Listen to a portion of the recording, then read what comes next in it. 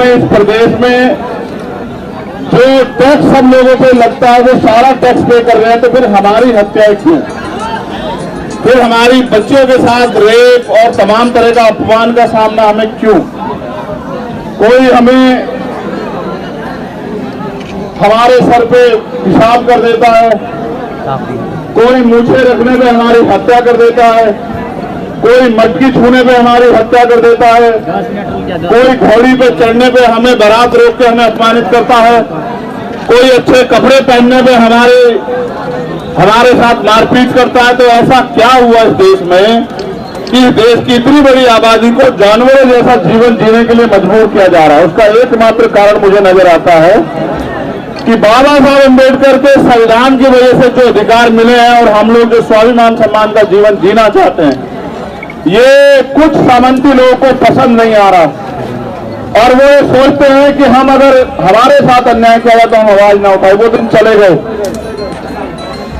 मैं बस ये कहना चाहता हूं गोरखपुर की धरती से कि वो दिन चले गए।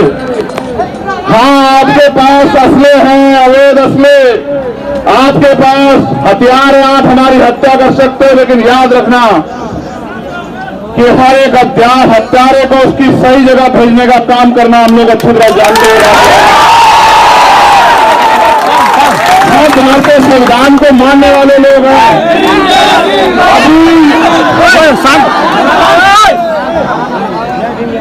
अभी हमारे पास वो ताकत नहीं, राजनीतिक ताकत, जिस ताकत के बल पे ऐसे गायर लोगों को हम लोग सभा से सबक सिखा सकते, लेकिन अभी हमारे पास हमारे संविधान के द्वारा दिए गए अधिकारों की ताकत है और उस अधिकार को दिलाने के लिए किसी सरकार की जरूरत नहीं है। उस अधिकार को दिलाने के लिए हम और हमारा शरीर ही बहुत है, हमारे समाज का जो ये ताकत आज यहाँ खड़ी है। मुझे दुख इस बात का हुआ कि जिनको अपना काम जिम्मेदारी से करना है उन्होंने नहीं किया, और मुझे कष्ट है इस बात का यहाँ के पुलिस अधिकारियों ने जो रोल उसने अदा किया कि उस परिवार को, उन बच्चों को, उनकी पत्नी को, उनके भाइयों को, उनकी मां को, राजकिशोर को आखिरी बार देखने भी नहीं दिया। मुझे इस बात का अफसोस रहेगा जिंदगी भर। ऐसा क्यों है कि पुलिस की लाठी, गुंडों की लाठी हमारी कमर पे ज्यादा तेजी से पड़ती है? ऐसा क्या है आपने सुना आसपास कभी कि किसी की हत्या हुई है, उसके बच्चों को उसका आखिरी चेहरा भी न देखने को मिले? कभी सुना आपने?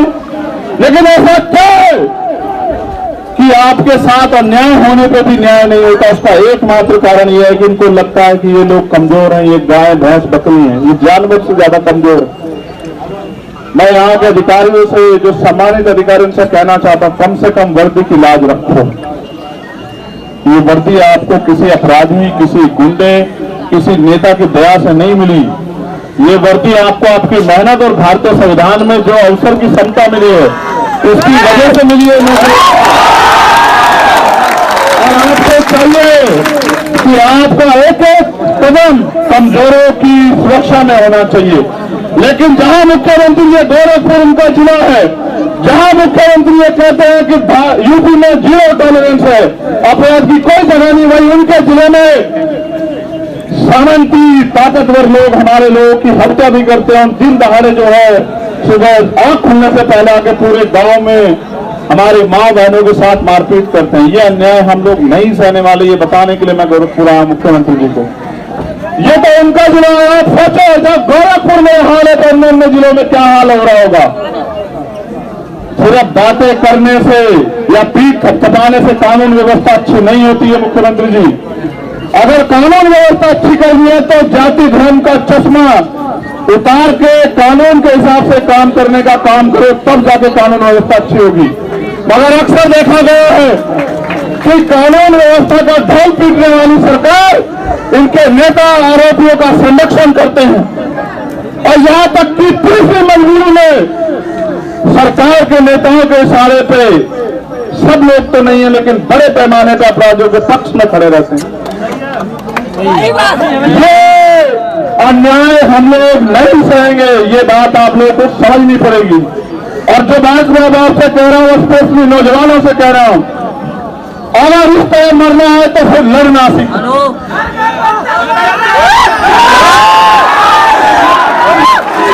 अगर सुने हमारी माँ भी 9 महीने वही दर्द सहके पैदा करती है हमें, जो दूसरे की माँ दर्द सहके करती है, उतनी तकलीफ उठाती है हमारी माँ भी। हमारी हत्या का अधिकार किसी को नहीं है।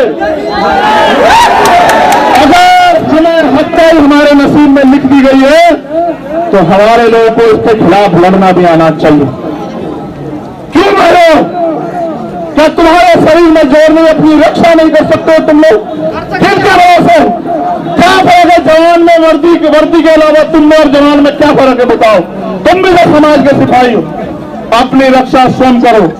और मैं मुख्यमंत्री से कहना चाहता हूं, मीडिया के लोग भी आए, अगर वास्तविकता में आप न्याय करना चाहते हो, नहीं चाहते कि दलितों के साथ, कमजोरों के साथ, पिछड़ों के साथ अन्याय हो, तो आप ये लाइसेंस हमारे लोगों को भी देने का काम करो। हम अपनी रक्षा स्वयं करेंगे। आप लाइसेंस की आवश्यकता उसको है जिसको खतरा है। खतरा सामंतियों को नहीं है, खतरा सरकार के लोगों को नहीं है, खतरा यहां इस प्रदेश में और देश में मेरे लोगों को है। उनकी हत्याएं हो रही है। हम अपनी बच्चों को चाहे हाथों से, हम अपने हाथों में उनकी लाश को उठाते, हमें खतरा है। उनको छोड़ो, जब मेरे ऊपर गोली चलती है तो इनको बेचारे, इनकी क्या जिंदगी बची उत्तर प्रदेश में। लेकिन याद रखना, ये अन्याय हमें तोड़ नहीं सकता, ये अन्याय हमें ढा नहीं सकता। अपने ऊपर होने वाले के अन्याय का जवाब हम लोग आने वाले समय में देंगे, ये बात आप याद रखना। मेरे कमजोर लोगों, मेरे कमजोर लोगों से अच्छा है एक दूसरे के हाथ पकड़ के एक दूसरे की ताकत बनो, ढाल बनो, एक दूसरे का संरक्षण करो, रक्षा करो। तुम्हारी संख्या इतनी है कि दुश्मन की गोलियां कम पड़ जाएंगी। मैं आपसे कहना चाहता हूं, आंखों का पानी सूख गया, इतनी बार तकलीफ होती है।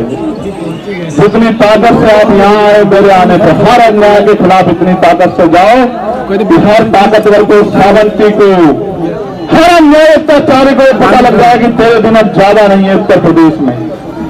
और मैं प्रशासन के लोगों से कहना चाहता हूं, जो मांगे हमने रखी हैं परिवार के लिए और उन लोगों के लिए जो घायल हैं, अगर उन मांगों को 15 दिन में पूरा नहीं किया गया, 15 दिन उनके, 16वां दिन हमारा, मैं वचन देके कहता हूं अपने परिवार को,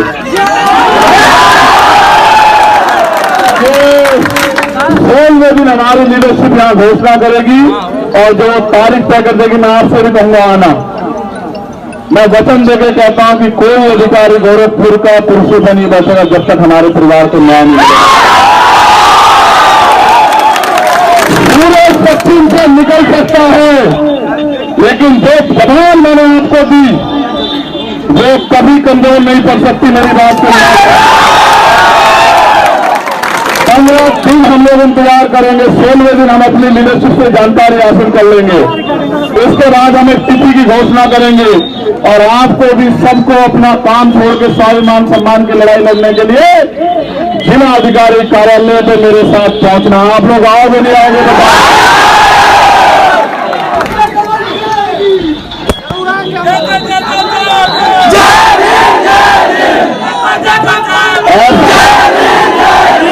ऐसा तो नहीं कि आप लोग समझो कि हमारी जिम्मेदारी तो अदा होगी। उस दिन तो हम चले गए थे, हम तो 2 आंसू बहाए, हम तो 4 नारे लगाए हैं। अब हम क्या करेंगे राजकिशोर के घर जाके? ऐसा तो नहीं होगा, ऐसा तो नहीं होगा कि राजकिशोर का परिवार, ऐसा तो नहीं होगा मेरा एक राजकिशोर का परिवार ये सोचेगा कि ये भी लोग झूठे निकले नेताओं की तरह। तो चलो मेरे साथ हाथ उठा के वचन दो कि जब भी तारीख डिसाइड हो जाएगी, वो वचन की जब भी तारीख डिसाइड होगी, आप जितने लोग यहाँ हो, एक एक आदमी को और लेके जो है गोरखपुर